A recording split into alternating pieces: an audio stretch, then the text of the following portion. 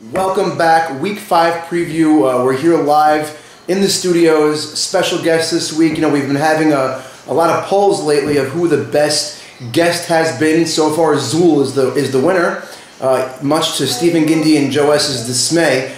But either way, this week's guest host, I'd love to introduce him right away because he has a lot to say. I just went over with him the show beforehand, and I'm excited to hear what he has to say. Is none other than Ray Esses. Ray, please welcome.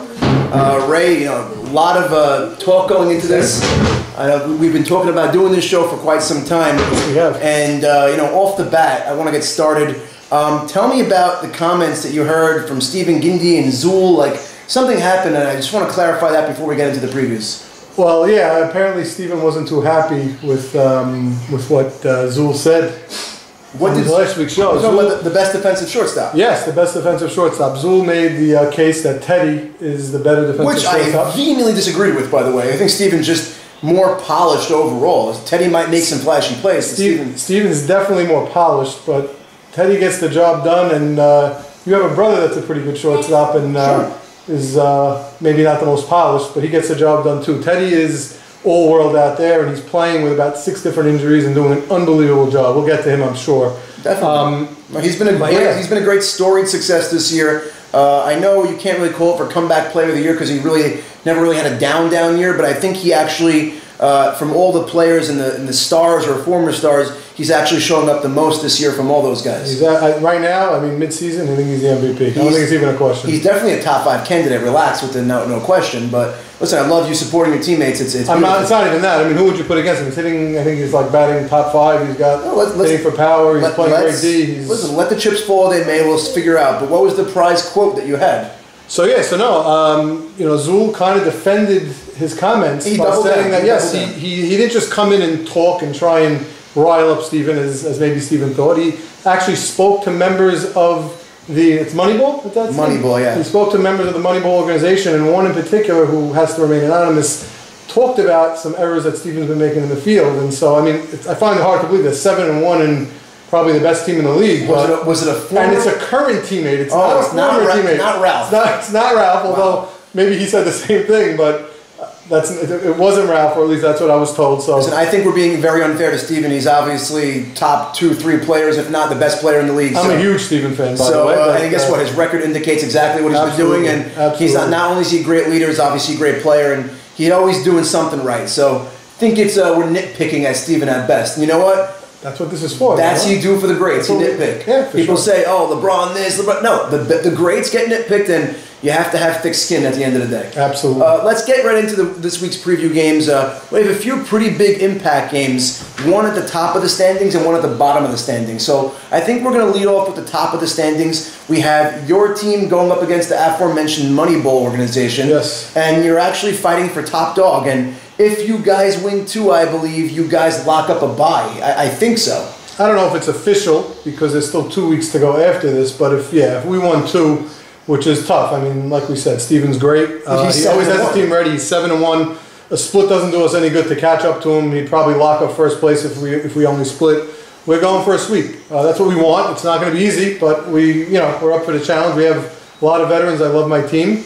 And we'll see what they got. You have to also keep in mind, if you look at the years past, the Safdies, Natan and Bobby, they usually start slow and they end real strong, and it leads their way into the night league year, and they're always in mid-season form. So I believe the slumping ways of the Safdies is a thing of the past, and you're only going to see them at least get hotter. I know Bobby is not hitting like Bobby could be. Bobby and Natan already started coming out of it. Both hit ridiculous home runs last week. Bobby's shot might have been, and maybe I'm exaggerating, it's my guy. He might have hit the biggest home run I've seen with a non-goal ball in this league in at least a decade. He hit a shot to left center field. No one's ever doubting Bobby's. The center fielder didn't move. That's how hard he hit it. Bobby's power is there with the best in the community. Absolutely. I'll say this, like, even right now, in the night league at the field that we play on, only 2 players ever hit it over. JoJo Soria cleared the fence, and Bobby hit the top of the fence and then went over. No one else ever did that. So it wasn't actually in game. It was in BP, but still, the power is there. And Bobby's, if he's going well, He is a little bit of a pull-happy player, but who cares? The guy, he tears the cover off the ball all the time. Great offensive player. Runs really hard. That's an underrated part of his game. You got to hope his head is officially in the game. Yeah, well, his head's in the game. We have a team. That's your job. Oh, yeah. That's for sure my job. So, listen, we're going this game. We know the players on both sides. We know what's at stake. I know you're gunning for a sweep, and I know they're gunning for a sweep. But these are the two top teams in the league. I don't see anything happening but a split. I know it's a ho-hum, terrible prediction, but listen, the two top dogs facing it out, I don't see how either team could lose two. You guys are both too good. Well, I mean, look, I don't think you take anything for granted against Steven. If we don't come with our A game, they're going to sweep us easily because they don't make mistakes. They have a good pitcher. They have a good field leader. Steven does a great job with that. They're not going to give up a lot of runs most weeks. We got to be on our game. If we're on our game, I don't think anyone can beat us because we have the offense, we have the defense, and Freddie's very underrated. You know how I feel about Freddie. And Freddie, one thing about Freddie, and everyone always overlooks him and thinks, oh, it's Freddie, he throws lobs. He gets people out. He knows how to throw pitches out of the zone, knows how to get people to lunge, and there's something to say about that. And he knows how to get people out. It's not by accident. He knows what he's doing out there. It's the same thing as Jackie Schwecke. He's literally a Jackie Schwecke mini-me. Like, this guy could pitch for 50, 60 years and pitch effectively because he never really lost his stuff. If it's all about location and all about, somewhat quick pitching and getting guys off balance, and that's what he's good at. So, again, and the best thing that Freddie has going for him is nobody actually goes into a game against Freddie and saying, oh man, we're scared to face Freddie, let's come up with a game plan. Everyone thinks they just got this. It's the opposite, actually, because guys go into the game, some people who remain nameless go into the game saying to themselves, ooh, I get Freddie Hittery this week. And they think it's going to be great. Nameless. I don't think it's nameless. I think it's everyone that says that. I say that myself. Listen, I actually like to hit against him. I hit the ball hard against him all the time. People do. But he pitches to his strength. He lets his defense make plays behind him. And he's smart about it. Doesn't walk guys. And, he wins. Wins. Can't doubt his rings. So. Absolutely. Okay, let's get into the next matchup. Not such a significant one. This is Teletubbies versus Fake 23 Blast. The Teletubbies record is 4-4. Fake 23 Blast is 5-3. I mean, listen, obviously it impacts the standings because these guys are fighting for a top 4 seed, and top 2 seed. But on the same token, Teletubbies are 4-4. They could easily fall out of the playoff picture if they have a little bit of a slide right now. It's meaningful. We just don't know. I mean, if it's a split, it's probably not so meaningful. But if Fake 23 gets a sweep, I mean, they have the tiebreaker over us, I believe. I'm not 100% sure about that. Fake 23 is a good team. We split against them, but yeah, they're a really good team. What's the origins of their team name? Isn't that the play that the Patriots ran for the touchdown? It is, but what's the connection? I mean, they couldn't come up with a good name, so they just went with that. I get it. Okay, fine. But listen, this team is a good team top to bottom. I don't even think they had a complete game yet this year. They haven't. Which is really good. They're a really good team. Which is scary. Look at their lineup top to bottom, and they were never even fully healthy. So if they're treading water with their team, I would say, wishy-washy, not even all in, all there. If they click, it's a big if because the season's almost, we're at the midway point, so they don't have much time to do it. But if they start clicking and they start actually firing on all cylinders, they probably could overtake you and Steven's team. They beat us. They beat Steven. I think Steven said they were lucky to get out of there with a win. And, I mean, we won pretty handily in game 2 against them, but they're a really good team. I mean, Jackie's Jackie. He does his job. The Richters are underrated. And Albert's a really good player. He's got really better. Not only is he a good player, he's going to be great. For sure. I agree. And also, we haven't seen Yoni Sarfati really I still wouldn't act like Yoni Sarfati. You wouldn't know him if you couldn't pick him out of a lineup. Absolutely not. So he recently got hurt. I know when Jackie... His brother could play. Sammy could hit. He could hit very well. Their team is pretty well-rounded overall, and I actually look at them as more of a threat than maybe even your and Steven's team potentially down the line if I have the opportunity to play you guys in the playoffs. This league is wide open. I mean, no one's really talking about Joe West's team. They're a really good team. You guys, we played you. You could have won. You could have won both. Story of my life. We could have won every game we played. It's crazy. I'm sure we'll get to that. But, 100%. It's like beating a dead horse. Right. Okay, so again, predictions for that game. I do see Fake 23 taking 2. They're going up against a team who they're playing. They're going against Jack Harari. Right, Jack Harari's team. Who they're missing Haim Rudy. I feel like they're coasting a little bit. We talk very high of there. Moody's not going to be there? I don't believe that he's going to be there. Kai Moody is the shortstop. He wasn't there against us either. He wasn't there. I don't know, he has some Indian business trips or something. Literally. The center fielder is going to be there. So, yeah, Abraham Abraham's a player. Having a big rookie year. He might be up there for Rookie of the Year right now. Absolutely. And his own starting pitcher. I can't elaborate this enough. The point. Eddie, I don't see him getting swept. To be honest with you, I hate predicting sweeps, so I'll do it this way. I'll tell you, I think they're going to win game 1. I think Eddie's going to surprise them, facing him for the first time.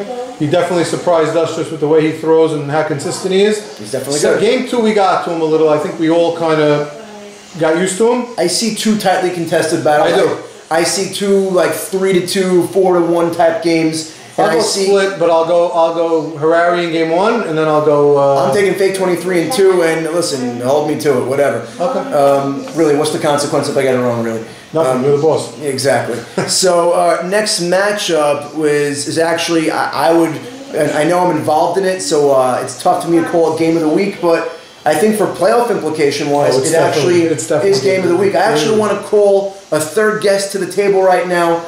He actually was kindly enough to give us his home to do the show. He's actually a teammate of mine. Beautiful. I'm really excited to have him. And he's dressed. And he's dressed for the occasion. Dressed for the occasion. Absolutely. He's probably the best personality the league has to offer right now.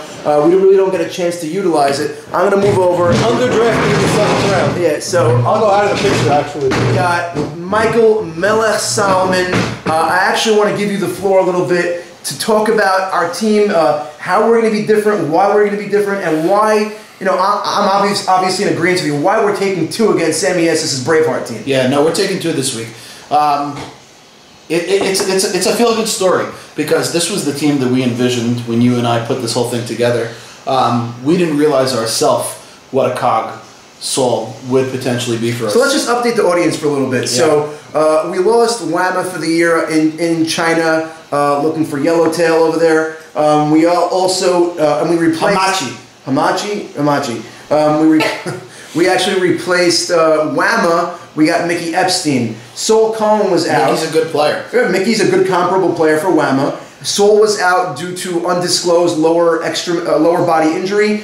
He's officially back. I Down know some weight. Yeah, he officially graduated the Jenny Craig program. Sol Jenny Craig. I still have him stored in my phone as Sol Jenny Craig. So he officially graduated the program. Sol needs to be called out a little bit because he has the greatest line ever. I asked him a few years ago when he wasn't playing for a change, and I said, "Why are you not playing?" He goes, I can't play. I got to lose some weight. I said, yeah, that's why you play. You play so that you can get in shape and be healthy. So also, I actually want to, I'm not sure if you're in the picture, so coming over here. I am. I actually want to make sure also that we call out something very important. Sol, this is a big thing. Sol officially, I believe, went to court, etc., and is officially trying to change his name back from Sol Rudy to Sol Cohen. Hence, why he's officially playing right now. Wow! So yeah, he's taking a stand. So this all bodes well for men. Our organization really needs a guy like this. A motivated Sol is probably a better hitter than Bobby Safdie, and that's a guy in your team that you're seeing. I don't know about that. I do know about that. But